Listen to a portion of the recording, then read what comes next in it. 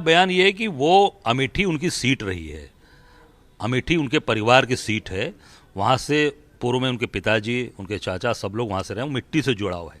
आम आदमी जो हम लोग वहाँ, मेरा कई बार जाना 3-4 बार हुआ, ब्लड अपना खुद मैंने डोनेट किया वहाँ जाकर, सारी चीज़ मैंने देखा।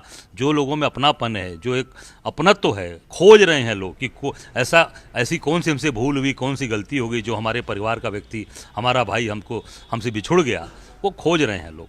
वो निश्चित तौर से राहुल गांधी को परिवार की तरह, गांधी परिवार को अपने परिवार की तरह अमेठी मानती है। क्या लटके झटके में भूल गया अमेठी के लोग कि राहुल गांधी को? देखिए, अब वो तो निश्चित तौर से कहीं ना कहीं लोगों को लगा कि लटके झटके में ही लोगों को कहीं ना कहीं घूमना पड़ गया। और राहुल गांधी की जो सोच है, राहुल गांधी का जो काम करने का तरीका है, निश्चित तौर से राहुल जी एक बहुत ही अच्छे इंसान हैं, बहुत ही अच्छे तरीके से काम करने के लिए, साफ बोलने वाले, स्पष्टवादी हैं, तो उसको आम जनता पसंद करती है। अमेठी के लोग, मैं कई घरों में खाना खाया, कई घरों में जाकर मैंने बात की, लोगों से, महिलाओं से बात की, सब लोग उनको, राहुल जी को पसंद करते हैं, खोज रहे हैं। कहीं ना कहीं वो लटके झटके में ही, जो एक मैंने कहा था, जैसे अपने यहाँ एक आम चलन है, उस तरीके से चीज़ें, वो उसमें आके लोग अपने आप को थोड़ा सा गलती कर गए। तो एक व्यापारी की दुकान पे भी लिखा रहता है ना कि भूल चूक लेनी देनी, तो वो एक भूल चूक होती ही, लेनी देनी लिखा रहता है।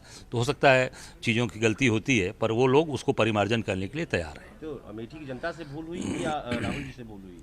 क्या अब मैं ये कहूँगा, निश्चित तौर से जो लटके झटके, मैं क्या बोलूँ, लटके झटके में लोग थोड़ा सा भ्रमित हो गए, भ्रम की स्थिति में हो गए। और निश्चित तौर से इस बार वो अमेठी की जनता अपने भाई को, अपने परिवार के सदस्य को पूरी ताकत और बल के साथ वहाँ से सांसद बनाएगी और देश का प्रधानमंत्री बनाएगी। ये राहुल जी का इशारा है आपके माध्यम से, या आपको लगता है ऐसा? नहीं, राहुल जी तो अपनी यात्रा में लगे हैं, मेरी इधर कोई बात भी नहीं हुई है। मैं जो लगा वहाँ पर, मैं गया 4-5 बार गया, हॉस्पिटल में भी गया, दुकानदारों से मिला, किसानों से मिला, छोटे व्यापारियों से मिला, स्कूल्स में गया, टीचर से मिला, जो बच्चे उसमें वहाँ पढ़ाई को, उनके परिवार पेरेंट्स से मिला। सभी लोग राहुल जी को पसंद करते हैं, गांधी परिवार को पसंद करते हैं।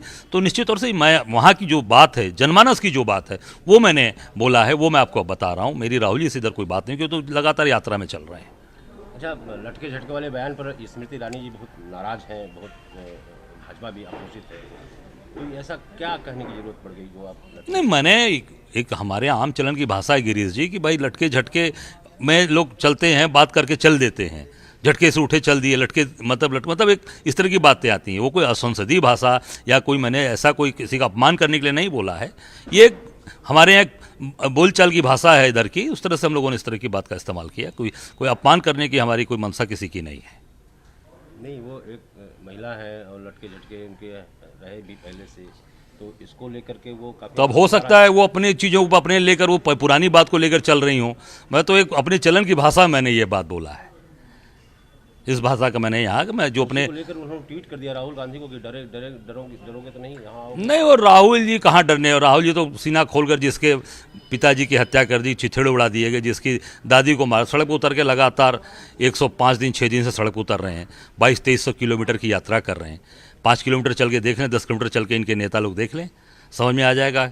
हम लोग तो रोज 20 किलोमीटर चल रहे हैं, 25 किलोमीटर ना। आज चंदौली में यात्रा देखिएगा, आज चलेंगे हम लोग 200 किलोमीटर, फिर कल गाजीपुर है, परसों बनारस है। आप देखिए, लगातार हमारे एक नेता 6 प्रांत में हम लोग चल रहे हैं, अब पूरे देश और प्रदेश में चल रहे हैं लोग। तो ये हम लोग लड़ने वाले लोग हैं, संघर्ष करने वाले लोग हैं, हम पीछे हटने वाले लोग नहीं हैं। हम केवल हाथ हिलाकर वोट जनता से नहीं लेते, जनता के बीच में जाकर उनके बीच में हम लोग बैठ रहे हैं, उनसे बात कर रहे हैं, उनके घर में खाना खा रहे हैं, उनके घर के लोगों से मिल रहे हैं, वो सारी चीज़ें वहाँ से छन कर आ रही है। तो क्या उस बयान पर भाजपा करे, माफ़ी मांगे और इस तरह के कुछ? नहीं, क्यों, हमने जब उस तरह की बात कोई बोली ही नहीं, तो माफ़ी किस बात की होती है। मैंने तो इस तरह की बात बोली जो जो एक बोलचाल की भाषा है, उससे मैंने बोला है, वो हमने जो बात बोली उसमें मैं कायम हूँ। तो जो इस तरह का समर्थन मिल रहा है, उससे क्या लगता है 24 में चुनौती मोदी को देंगे आप?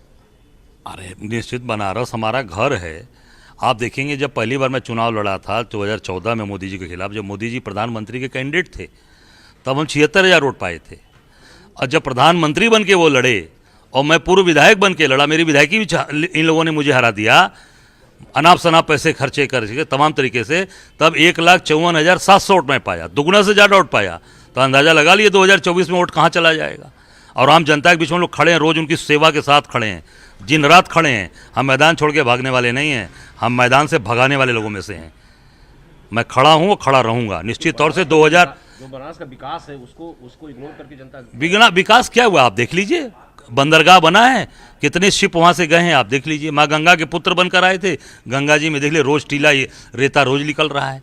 कहीं गंगा मैया की कोई सफाई भी हो आप देख लें। एक नहर बनाया था इन्होंने, वो नहर जो गंगा जी बनी थी किनारे, वो भी कट के पूरा गंगा जी में मिल गई। घाट है, वो घाट दरकते जा रहे हैं माँ गंगा के किनारे की।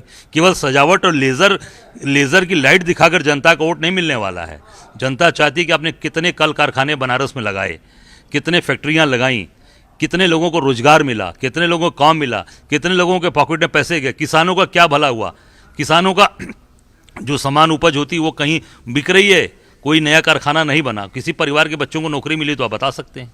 आप खुद मीडिया वाले लोग हैं, आप दिन रात जनता के बीच में रहते हैं, आप देख लें किसी का बच्चे को मिल गया, आपके किसी रिश्तेदार को नौकरी मिल गई हो, काम मिल गया हो तो बता दें मुझे। काशी विश्वनाथ कॉरिडोर तो बना दिया, राम मंदिर बन रहा है। काशी विश्वनाथ कॉरिडोर से बाहर के लोग हो सकता है चकाचौंध दिखाकर जो तमिल समागम कर रहे हैं, बाहर के लोगों को दिखा रहे हैं पूरे देश में, पर जो काशी के लोग हैं, काशीवासी, उससे बहुत दुखी हैं। आप उसका परिणाम विधानसभा में देख सकते हैं कि विधानसभा दक्षिणी चुनाव जीतने में एड़ी की चोटी लगाना पड़ा, प्रधानमंत्री जी को चाय पीना पड़ा, पान खाना पड़ा, 2-2 3-3 दिन बनारस में रहना पड़ा। बनारस की जनता विश्वनाथ कॉरिडोर में जितने पुराने मंदिर हमारे तोड़े गए, चाहे वो हमारे शनि भगवान का मंदिर हो, चाहे वो सरस्वती जी का मंदिर हो, सरस्वती फाटक का मंदिर हो, चाहे बाबा विश्वनाथ के बगल में माँ पार्वती का मंदिर था, हमारे अन्नपूर्णा जी का मंदिर था, हमारे वहाँ पर लक्ष्मी नारायण जी का मंदिर था, वहाँ पर बगल में उनके गुरु अमुक्तेश्वर महादेव का मंदिर था, सब ध्वस्त कर दिया गया। आज वहाँ म्यूजियम की तरह बैठा दिया गया, भगवान को म्यूजियम में बैठा दिया गया। काशी के लोग जो काशीवासी हैं, जिनकी पीढ़ियां काशी में बाबा विश्वनाथ की दर्शन करती चली आ रही हैं, सैकड़ों साल से पूर्वज दर्शन, आज वो लोग इस कॉरिडोर से बनारस की आम जनता खुश नहीं है। तो राहुल जी तो मंदिर आरती कर रहे हैं, घूम रहे हैं, मंदिर भी आ रहे हैं, तो पहले से जा रहे हैं, कोई नई बात हो रही है। उसके पहले आप देखे होंगे मानसरोवर चले गए, मानसरोवर की यात्रा कर आए, केदार जी कई बार यात्रा कर आए, बाबा विश्वनाथ के दरबार में उनके पूर्वज आपको याद होगा इंदिरा गांधी जी रुद्राक्ष का माला, एक मुखी रुद्राक्ष का माला उनको दिया गया था, वो पहनती थी। पूरे परिवार के लोग शुरू से तो धार्मिक हैं। हाँ, ये सभी धर्म को लेकर चलने वाले लोग हैं।